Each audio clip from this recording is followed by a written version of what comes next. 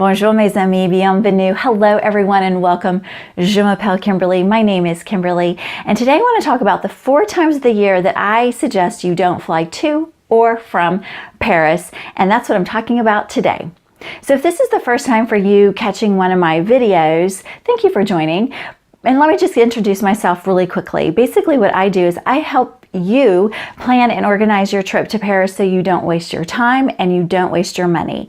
And that's what today's tip is about, is a little bit of both, but mostly it's to relieve some of that stress, because flying international can be both exciting and a little intimidating, especially if this is your first time to Paris and maybe even your first international flight. So here's my tip. There are 4 times a year that I suggest that you avoid flying if at all possible. Now, it doesn't have to do with an electromagnetic field that might screw up the airline, the airplane dashboards or anything like that. What it has to do is a little bit of a practical reason. And that has to do with daylight savings time. Now, the reason there are 4 dates is that the United States and Europe both do have daylight savings time, but they don't start and stop on the same days. Usually the United States is about a week earlier than Europe, and the United States ends about 2 weeks, a week or 2 after Europe. So that's why you have 4 dates to consider and to look into.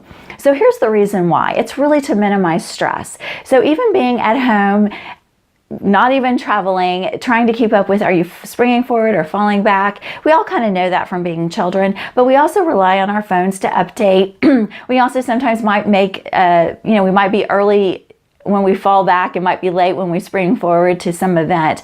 And then when you combine that on top of trying to make an international flight and also trying to figure out time zones, it's just one extra stress that you probably can avoid it if at all possible.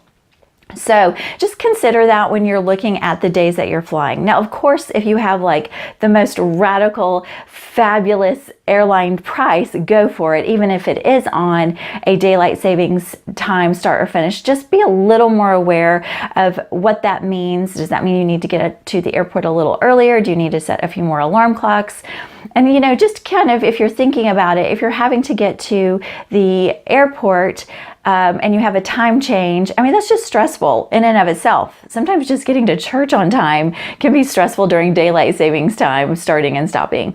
But then you also have your time zones that you go through. And then when you land, say, in Paris, and you're like, okay, wait, I've went through a number of time zones, and am I now springing also forward and also back?